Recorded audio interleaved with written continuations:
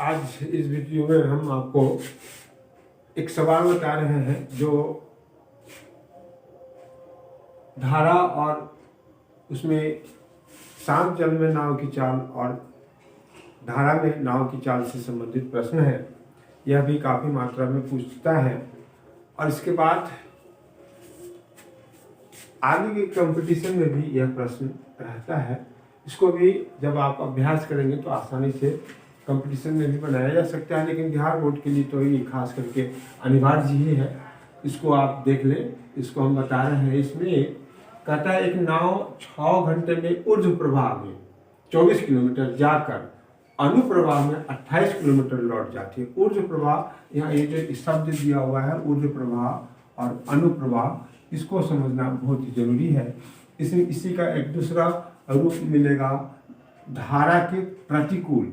ये हो गया धारा के प्रतिकूल और ये धारा के अनुकूल। दूसरा होगा कि एक शब्द और आएगा, वह रहेगा धारा की दिशा में और धारा की विपरीत दिशा में। यहाँ होगा धारा के विपरीत दिशा में और इसके लिए अनुकूल तो होगा धारा की दिशा में। इस बात को आपको समझना पड़ेगा।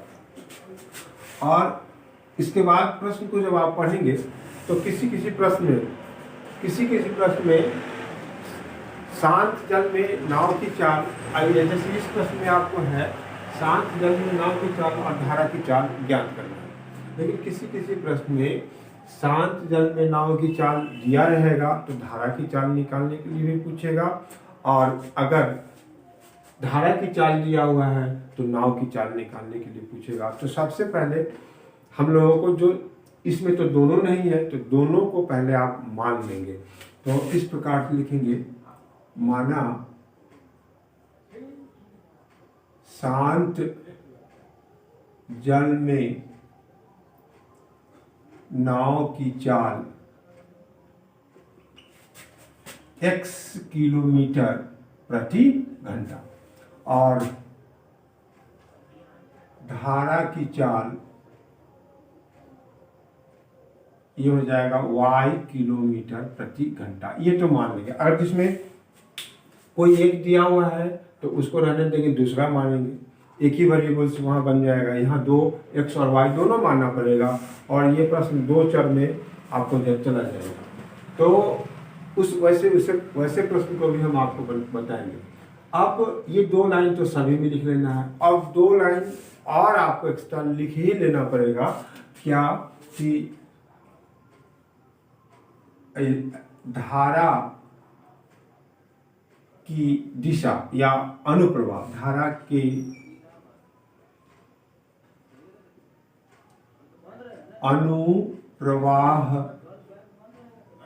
अनुप्रवाह में नाव की चाल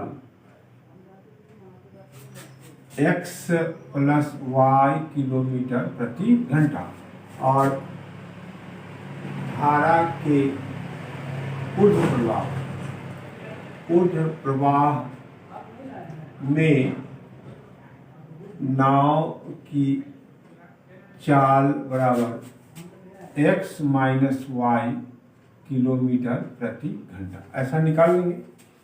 अब जब इक्वेशन हम लोगों को बनाना है तो आप प्रश्न को देखें कि 6 घंटा वो धारा के विपरीत दिशा में 24 किलोमीटर जाता है और 28 किलोमीटर उसके अनुप्रवाह, धारा की दिशा में ये विपरीत दिशा में 24 किलोमीटर जाता है और धारा की दिशा में 28 किलोमीटर जाने के बाद वह टाइम नोट करता है। तो इस प्रश्न के अनुसार कितना आ रहा है, 6 घंटा आता है। तो उसको भी हम लिख के बताते हैं। वैसे इसको भी शॉर्ट किया जा सकता है, लेकिन अभी पूरा बनाए तो यहाँ लिखेंगे, इसलिए 24 प्रथम भाग से लिख दें। प्रथम भाग से 24 किलोमीटर ऊर्ध्व प्रवाह में जाने में लगा समय, तो क्या हो जाएगा, दूरी बटे चाल। इसका ऊर्ध्व प्रवाह का चाल क्या है, यहाँ है x माइनस y घंटा अब उसमें कितना कह रहा है, 28 किलोमीटर, 28 किलोमीटर अनुप्रवाह में, अब इस जाना है तो आने कर देंगे, आने में लगा समय कितना हो जाएगा, 28 बटे, और इसका चाल के क्या है, x प्लस वाई, ये घंटा। तो ये हमारे मानने के अनुसार आया, लेकिन प्रश्न के अनुसार कितना कह रहा है, 6 घंटा है। इसलिए इस दोनों को अगर आप जोड़ते हैं तो यह हमारा कितना हो जाएगा, 6 घंटा के बराबर हो जाएगा। इसलिए 24 बटे एक्स माइनस वाई प्लस 28 बटे एक्स प्लस वाई बराबर 6। अब इसको आसान कर लें हम लोग, ये 24 है, 28 है, ये 6 है, तो इसमें से हम लोग अगर 2 कॉमन लेते हैं तो ये कट जाएगा। तो ये क्या हो जाएगा, 12 बटे एक्स माइनस वाई प्लस 14 बटे एक्स प्लस वाई, और ये कट जाएगा 2 से, तो यहाँ बच जाएगा 3। इसको हम लोग इक्वेशन 1 मान लेंगे। ऐसा कर लेने से आसानी होती है बनाने में, गुना भाग करने में आपको आसानी होगी। इसके बाद अब दूसरे भाग से, ये प्रथम भाग से आ गया, दूसरे भाग से क्या कहता है, दूसरे भाग से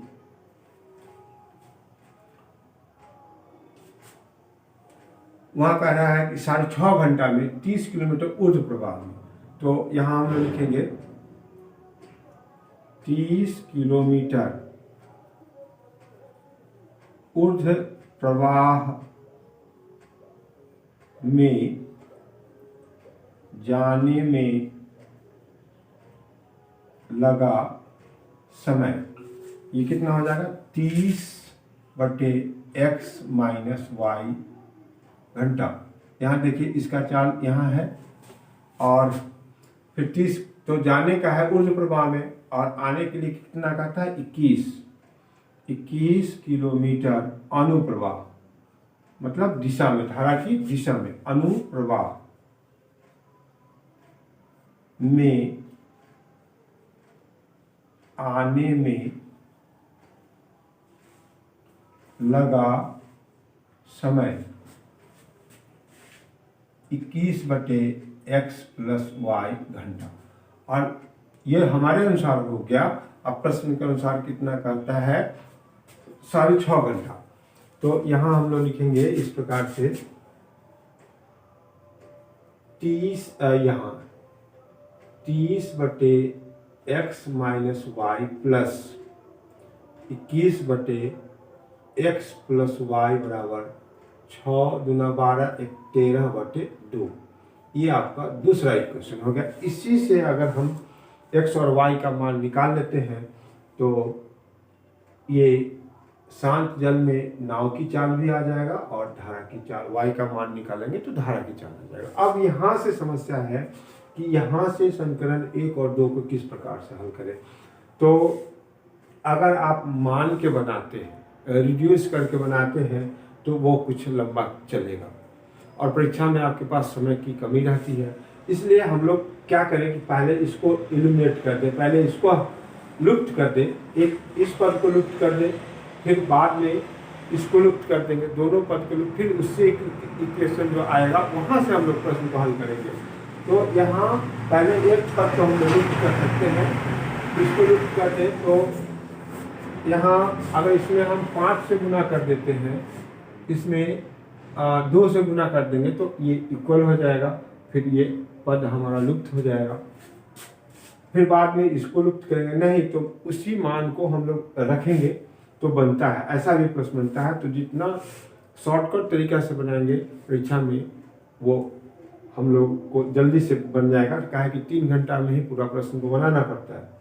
तो हम लोग यहाँ इस प्रकार से करें कि समीकरण 1 में 5 से और समीकरण 2 में 2 से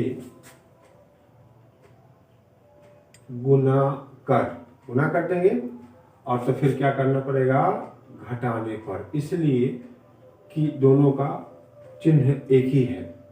अब इसमें हम लोग 5 से गुना करेंगे तो 60/x minus y plus 70/x plus y, और ये हो जाएगा 5 तिहाई 15।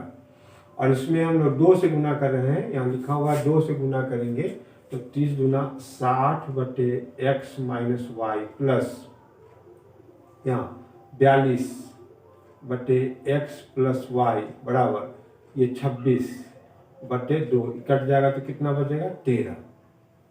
ये माइनस ये माइनस ये माइनस, ये पद आपका लुप्त हो गया। और यहाँ आप ध्यान दें दोनों का हर बराबर है तो 70 में से चिन्ह के अनुसार हम काम करेंगे, 70 में से 42 को घटा देंगे तो ये हमारा कितना हो जाएगा, ये हो जाएगा 8 और ये 28/x प्लस वाई बराबर यहाँ घट जाएगा 13 तो यहाँ बच जाएगा 2।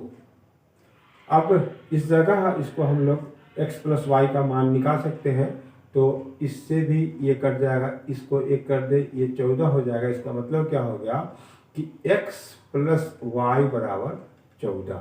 ये आपका दूसरा, ये आपका तीसरा इक्वेशन हो गया। अब ध्यान दें, अब इस जगह से अगर इस पद को लुप्त करेंगे तो फिर थोड़ा स्टेप बढ़ जाएगा। तो हम क्या करें कि इसी प्रकार का एक और इक्वेशन हमको आना चाहिए। ध्यान दें यहाँ पे, तो क्या क्यों ना हम इस मान को लेकर इस जगह रख दें और तब x माइनस वाई से संबंधित हम एक इक्वेशन वहाँ से प्राप्त कर ले और फिर उसके बाद हम लोग फिर से हम लोग लुप्तीकरण का उपयोग करेंगे। तो यहाँ लिखेंगे समीकरण 1 में, मतलब इसमें प्रतिस्थापन का भी उपयोग हो गया और लुप्तीकरण का भी उपयोग हो गया। समीकरण 1 में x प्लस वाई बराबर 14